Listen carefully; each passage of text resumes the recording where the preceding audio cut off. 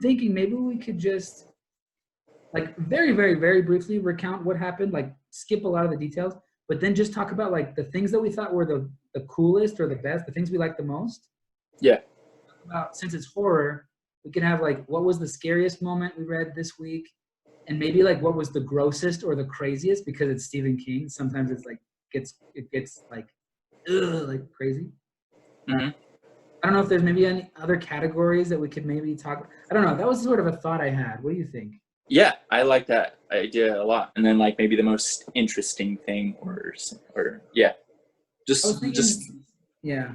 When I do my notes, I usually just do things like I write down scary things, or I write down that like that's super interesting. I want to learn more about that, and then I go try to figure out more about that and stuff. Oh, and then the connections to the other books, so we can have that as like an ongoing category. If any of those pop up, I'm just bad about like, I guess I have a sort of attention to detail, but like in this situation, it's not always helpful. I know now that you say about how you take your notes, I'm thinking about like weeks past where you'd be like telling something and then I'm like, oh, but don't forget this. And then later I think like, that was not even important. Well, I think we were just figuring it out too. Like nice way. And I'm just like slowing him down. Sorry. No, I think we were just figuring it out, and we wanted to kind of do it that way in the first place. Like that's how we were starting it out, just like kind of reviewing over the chapter. But dude, these chapters were crazy, right? Yeah, like, this is where it's all like just exploding. I feel like every week we keep saying like, oh, it's getting crazy, but like this week it really got. I say this week. It's been like 3 or 4 weeks. This last month, I know. I've dropped the ball on that one. I was ready. I was ready the whole time. Kind of. I was having a little bit of issues also with my copy, but yeah, we were. Oh, were you? Because because I started work again, so I'm teaching. Oh, okay. So like I just haven't had as much time, and then you didn't have you had a library book, right? And you had to return it or something? Yeah. Yeah, and then I put a hold on, but like for some reason 16 other people were wanting to read it. So I don't know. I guess it's because they were watching. They were watching our videos and they want to follow along. Read the whole book really fast. I'm surprised it was only 16, to be honest. I don't know. You gotta get to work. Advertising the channel around your town. I know, man. Put up some posters and some body art or whatever. I don't know. I think there's some creative ways to do it, dude.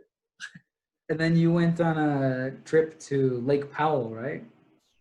For like a week? So I actually went up to McCall, and then I went to Boise, and then I went to Lake Powell. So that's why I was. Okay. Yeah, I haven't seen you in like 3 weeks. Yeah. You're looking tan, my friend. You're looking like you went to the Bahamas or something. Yeah, dude. Well, Lake Powell, we were out on the water every day for full weeks. So. I was noticing, like I'm looking at you, and then whenever I turn and look at my reflection, I look drastically pale. Like, and then I reached up, I was scratching my head, and I'm like, oh my goodness, I look like a ghost or something. Look at this. Well, I think it's the lighting too, because like my chair looks a lot more warm than your background. Maybe it is the light. I have a fluorescent light in here, which I thought was a great idea. And then sometimes in these videos, like my forehead is really shiny.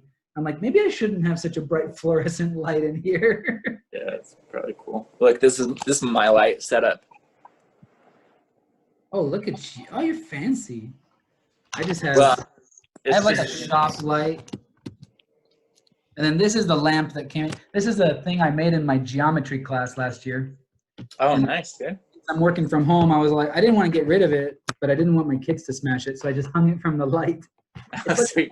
Like a chandelier. Yeah, dude, that's sweet. And the fan makes it flutter, so it's fun. But anyway. Yeah, we have an old apartment, so there's no like actual light fixtures here. We just have lamps everywhere.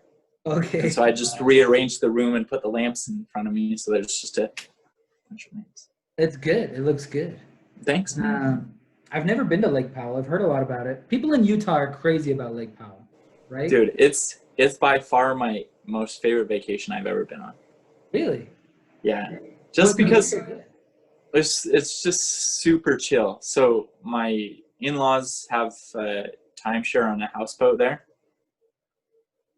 And you just go, you get on the houseboat. Houseboat. Okay. Yeah. That's so cool. it's like a single wide trailer on pontoons sort of thing. You take the boat out on the water, you go skiing behind the boat, behind the house. Behind the house.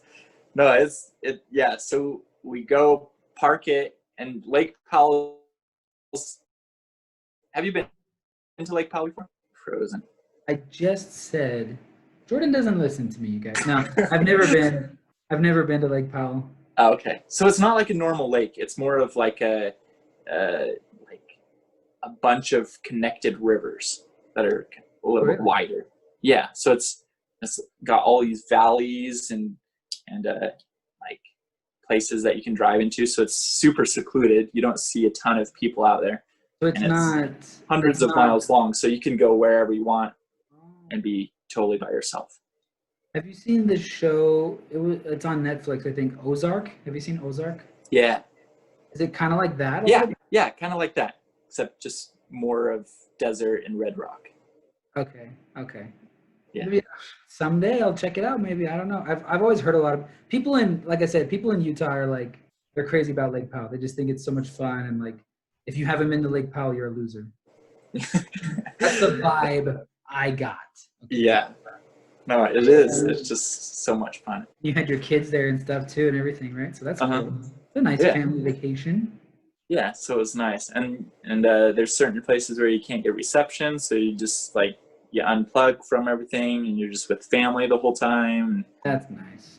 The water's 85 degrees, so you just bathe in the water, and yeah. That sounds awesome. That sounds really nice. Warm water. Yeah. So, ladies and gentlemen, that's why we haven't had our things going on, which is kind of funny because recently we've had a few new subscribers, and I kind of feel bad that like we haven't added. I've mentioned him before. There's a YouTuber named Daniel Green, and he's a big Stephen King fan. And every time he posts about Stephen King, I take advantage and I put in the comments. I'm like, me and my friend are reading Stephen King and doing videos on my channel. Oh yeah. I have a few people commenting saying that they want to watch it, and I know we got at least 1 or 2 subscribers from that. So it's kind of sweet. They subscribe and then like we're not doing anything. So here we are. Here we are. All right. Chapter 10, right? 11. Chapter 11. 11, yeah.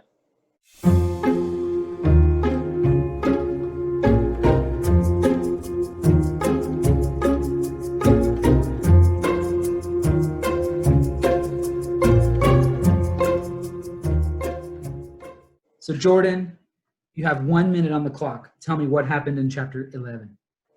Okay. So basically, a lot of things happen. Shoot. It's hard. Stephen King is great at like his plots are deceptively intricate. You think like, oh yeah, it's a pretty straightforward story until you try to explain it. And it takes you 30 minutes, like, to go over one chapter. Let me pull up my notes real quick, and then I'll just go over super fast. He's got a lot going on. This was the chapter where, like, Ben and Dr. Cody go to see Marjorie Glick's body, right? Right. So basically, Matt, Ben, and Susan kind of form this alliance that they're going to figure out the vampire situation. Susan is still pretty skeptical, right? But Ben and Matt are like, this is happening, and Susan just can't really believe it, but she's going along with it. They just tell her like, that's going to get you in trouble. Just pretend at least like it's vampires and act like that. So Susan goes off and she starts doing her own thing, like heading to the Marston house. And then Ben and Dr. Cody go do their thing, and they they go to the morgue to see was it Marjorie Glick that died? Yeah, because Dr. Cody is the guy who treated Matt Burke. So Matt had his heart attack, and his doctor is Dr. Cody. So Matt, he's unhealthy. They leave him behind to do research. He's gonna like read up on vampires and stuff. And then Ben goes with the doctor to go see Marjorie Glick's body and to see if it becomes a vampire, see if she rises. Yeah. So then that whole thing happens. She does rise. They bring like a crucifix to fight her off. She disappears into the wall. Then Susan's heading up to the Marston house. Can I pause you there for a second? Yeah. Sorry. I know I was just telling you a minute ago about how like I feel bad. I keep interrupting you, trying to add details that aren't really important. But I thought this one was pretty cool and potentially important. Marjorie Glick, she bit Dr. Cody. Oh, that's right. And he's like freaking out, and he said he could like feel the evil or whatever like in his veins. But then he's a doctor, and he pulls out his bag and he like dumps a bunch of antiseptic on the wound, and then like he feels better, which I thought was pretty interesting. So there's two things that made me think like maybe he'll still become a vampire later. Like it's not really clear if he's like really cured or not. Like if he saved him, I think he did, but like there's still potential. I think that he could maybe still be infected. But then it also reminded me of, you know, like in Carrie, we talked about how her superpowers were really explained as like they were a recessive gene and stuff. Like scientific explanation. And I felt like this is sort of like that, where like it's an actual like some sort of germ or some sort of infection that like is passed into your blood, and that's like what makes vampire venom. Yeah, and like get it out. And the antiseptic like counteracted it, like it killed the vampire germ, which I thought was kind of interesting. Like I don't know if that would work like in other vampire stories or not, because it's more of just like a magical creature that bites you and like that's it. But I just thought it was cool that like it brought a sort of medical science aspect into it. Yeah, no, I like that part. I have to add though, I've loved this whole book, how it's written and everything. The one thing that I didn't like so much was that how she just kind of like disappeared into the wall. Oh yeah, she like dissipated, like became a bunch of little particles, kind of like I think they said there was like a shimmering, right? Right. Like which sounds ridiculous because this is a story about vampires and everything. But like, I feel like a lot of the vampires are like, they're still human sort of thing, and like it could be explained like if somebody dies, maybe somehow they came back. But when you start messing with the physics of it, then that gets a little bit hazy, and then it doesn't seem as scary to me, you know? Okay, I see what you mean, because yeah, everything else about the story is it's like very realistic.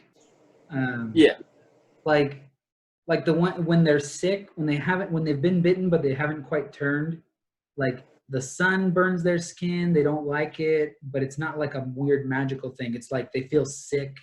They're anemic, and so like, yeah, I guess you're right. And then all of a sudden they can just like de-atomize themselves and disappear. Like, yeah, it just seemed like it'd be much scarier if like she was gone, but like he didn't see her disappear into the wall, like just disintegrate, you know? Like he looked away and then she was gone somehow. Like you could think, oh, she was just sneaky and snuck away into the dark or something. But I was like, all right. I gotta say, I think you might be right on that one. That would be creepier.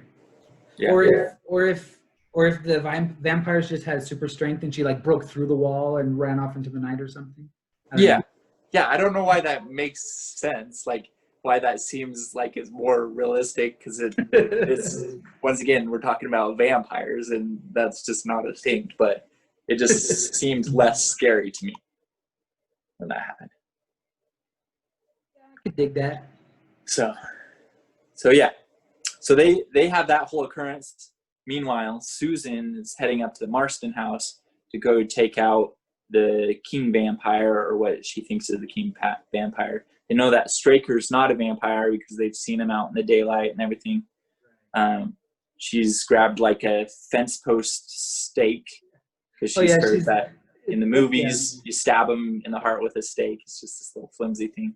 That was really funny too, because like she's so skeptical, but at the same time she's like, well, just in case, like, I'll bring this big stick.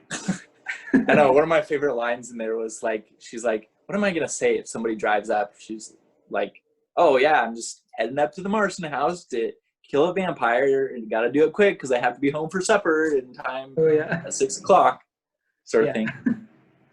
Yeah, that was funny. Yeah. I thought that how she's so skeptical adds a little bit of fear factor too.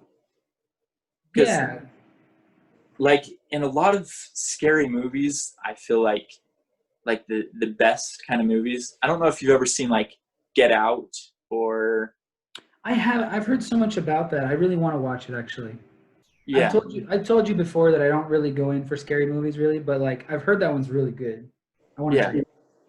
So like that one, and then there's other ones like Midsummer. Have you heard of that one? I've heard of it, yeah. Okay. So like all of them, like those are some of the scariest movies I've seen, and they have like just all underlying tone of like bad things are gonna happen, but then it always like inserts a little bit of, well, that's ridiculous. That's not gonna happen that way. Like everything's fine, you know, like just take a breath. You're just overreacting, sort of thing. Like the characters themselves feel that way, or like the movie makes you think that, or both? A little bit of both. So then that makes it even worse and scarier when like the real horror arrives, right? Exactly, because you're like, oh yeah, okay, all right, I'm just working myself up too much. Vampires aren't real, of course. Like that, we're in the real world. Vampires don't exist, and so it just like gives you that. They are real. Exactly. Sorry. But yeah, sorry. And then the chapter ends. She feels a hand on her shoulder. Yeah, she sees Straker leave in his car. So she's like, okay, I can sneak in there. And she's like climbing the hill, and then she feels a hand on her shoulder, and she's like, ah! And then the chapter ends. And you're like, oh my gosh, what's gonna happen? So I thought for sure, I was like, oh, Straker's got her. Like Straker found her. He circled around or something. Like, oh, she's so. So that was a good ending for the chapter. I like that. I'll just say, because you've been talking a little bit, I'll say I think my favorite part of this chapter was I think it was with Marjorie Glick, because we finally got to see like firsthand definite confirmation from a main character's perspective, well, from Ben's perspective. He watched a vampire rise from the dead, and then he fought her and everything. Like there's no doubting it anymore, you know. Up till now, like we've seen Mike Ryerson, like we as the reader know, because it's a book and we know it's about vampires and stuff, but like there's still been a bit of doubt, especially from like Ben's perspective, because he hasn't seen it. He's just heard Matt talk about it. Right. He finally got to see a woman who was 100% dead, like rise up and then have superpowers, and like her eyes were all black and she's got fangs, and it's like, I'm getting the chills just talking about it. Like it was a creepy part. It was good. Like it felt like closure and sort of like vindication. Like, yes, finally we get to see, you know, confirmation that this is really happening. And now Ben is going to be able to act without any hesitation. Like he's going to go and kill some vampires or something. I'm expecting him to be more proactive now, because he's like 100% for sure seen this happen and he knows it's happening. Yeah, it's not just in the back of his mind anymore. He's not going to have any in the fight. So that was my favorite part of the chapter, and probably the scariest too. It was scary when she rose up. Yeah, she was like all twitching and stuff. Like her hand just started twitching at first, and then she lifted up. Yeah, she lifted up, and the sheet was still on her, sort of thing. And that was great. You know what was actually probably the scariest specific moment is when she bit Dr. Cody.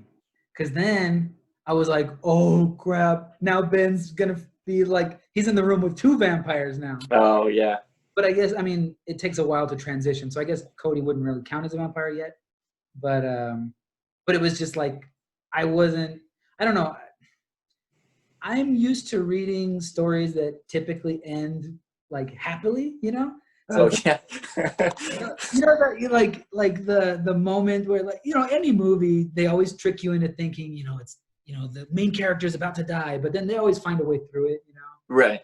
And it's like, I'm sitting here reading this and I know bad things are going to happen because it's Stephen King, but like in the back of my mind, I'm kind of like, you know, they're going to get through it. Like what, I don't know how to put this into words really, but just like when she bit him, I was like, oh no, like I kind of didn't see it coming, or like I kind of like intellectually did, but emotionally didn't, in a way, you know, like It just affirms that this isn't good. Like yeah, it's not gonna turn out good. yeah, Shoot, all that hope's out the window. yeah, It's gone. basically. There you go. That's how, yeah.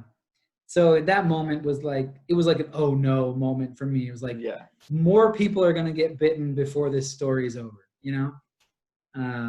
So yeah, I think we're probably gonna see a lot more vampires before the end of this thing, which is scary because there's already a lot. I know.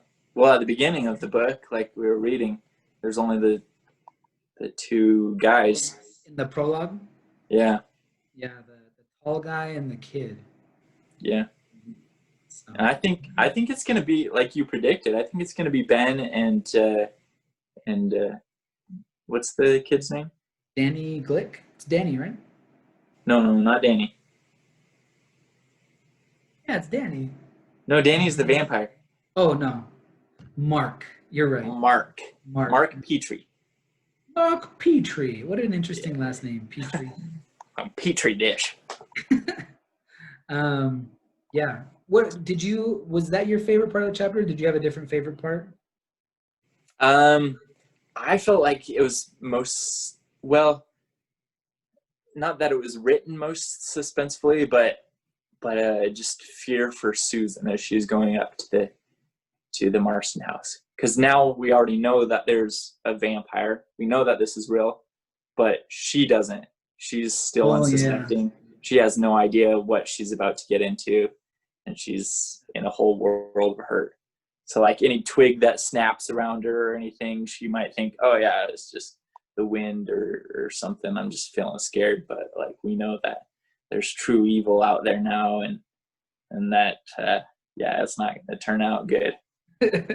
So that's a good point. Yeah, no, and that cliffhanger ending, that was really fantastic. That was suspenseful and it was well written for sure. Yeah, I almost felt like because she was saying all those things, like, oh yeah, what am I going to tell a person when they drive up, or vampires aren't real, sort of thing. Because she feels this way, just naturally, the book's gonna like lead her into something terrible, like just because she's so innocent, that sort of thing.